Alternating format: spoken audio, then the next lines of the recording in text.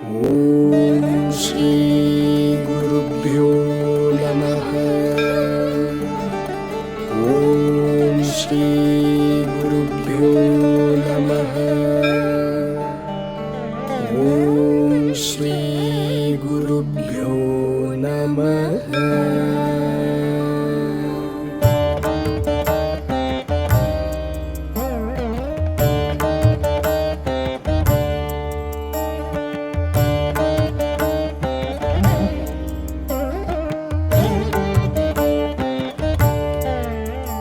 शरीरं सुरूपं तथा वा कलत्रं यशश्चारुचित्रं धनं मेरुतुल्यम् मनश्चेन लग्नं गुरोरङ्घ्रिपद्मे ततः किं ततः किं ततः किं ततः किम्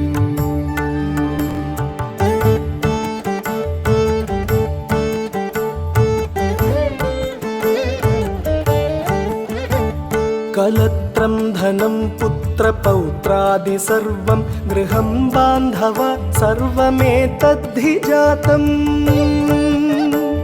मनश्चेन्न लग्नं गुरोरङ्घ्रिपद्मे ततः किं ततः किं ततः किं ततः किम्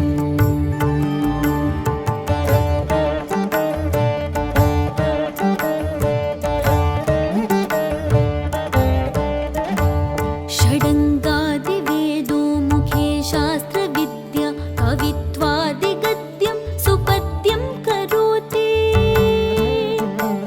मनश्चेन लग्नं गुरोरङ्घ्रिपद्मे ततः किं ततः किं ततः किं ततः किम्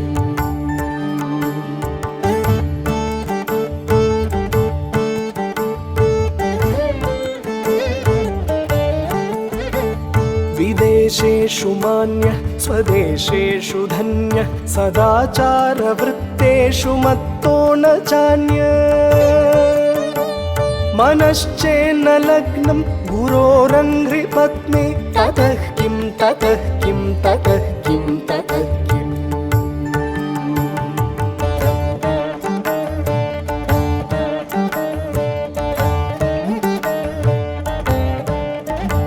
क्षमामण्डले भूपभूपालवृन्दै सदा सेवितं यस्य पादारविन्दम्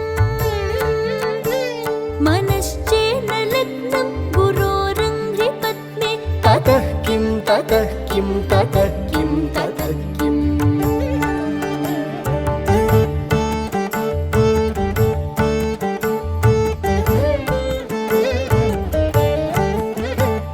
यशो मे गतं दिक्षु दानप्रताप जगद्वस्तु सर्वं करे यत्प्रसादात् मनश्चेन लग्नं गुरोरङ्घ्रिपद्मे ततः किं ततः किं ततः किं ततः किम्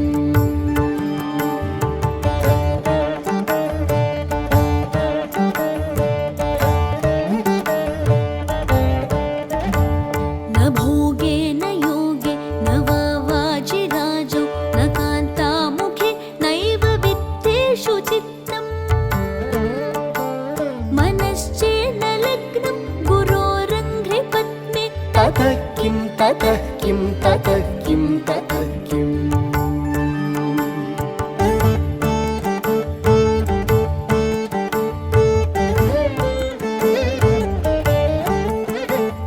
अरण्येन वा स्वस्य गेहेन कार्ये न देहे मनो वर्तते मे त्वनर्घ्ये मनश्चेन लग्नं गुरोरङ्घ्रिपद्मे ततः किं ततः किं ततः किं ततः किम् गुरोरष्टकं यः पठेत् पुण्यदेही यतिर्भूपतिर्ब्रह्मचारी च गेही लभेद्वाञ्छितार्थं पदं ब्रह्म संज्ञम् गुरोरुक्तवाक्ये मनो यस्य लग्नम्